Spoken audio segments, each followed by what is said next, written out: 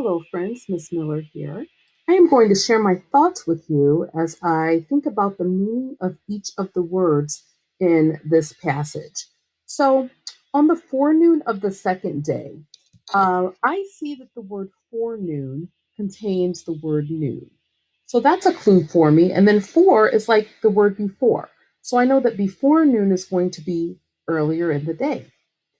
On the second day, coming to the top of a hill, I saw all the country fall away before me down to the sea. So the narrator goes to the top of the hill, and I can tell that he's looking down. In the midst of this descent on a long ridge, the city of Edinburgh was smoking like a kiln.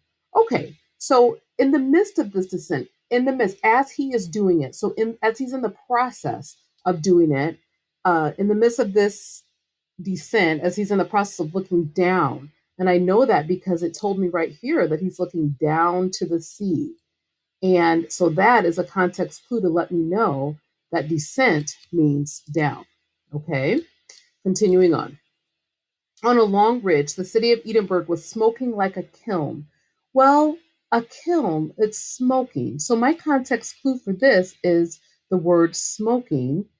And when there's smoke, there is fire, right? So a kiln has to be, the author is using um, a simile here. He's saying the city was smoking like a kiln. So a kiln must be something that produces smoke. So that's what I'm going to be thinking about. So perhaps the city had been on fire. There was a flag upon the castle and ships moving or lying anchored in the firth. Okay, so I already know that ships move in water, okay? And if they're not moving about in the water, they're anchored or tied around something. So I think then that firth must mean the body of water because I already know that he's at the top of the hill. He's looking down into the sea. And as he's looking down into the sea, he is seeing the ships, and ships are in water. So the firth must be the body of water. And then they're anchored or attached to something in the water.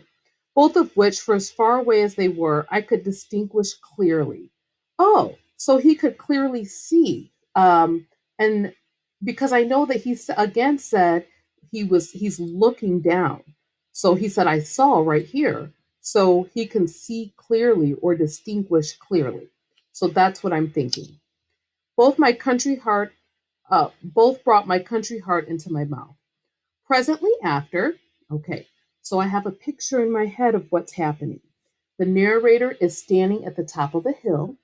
He's looking down the city. He sees the city and he sees the sea.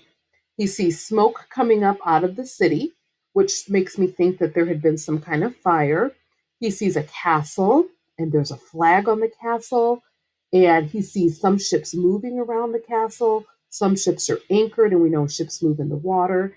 And that's what he can see for as far, he can see that pretty clearly. Okay.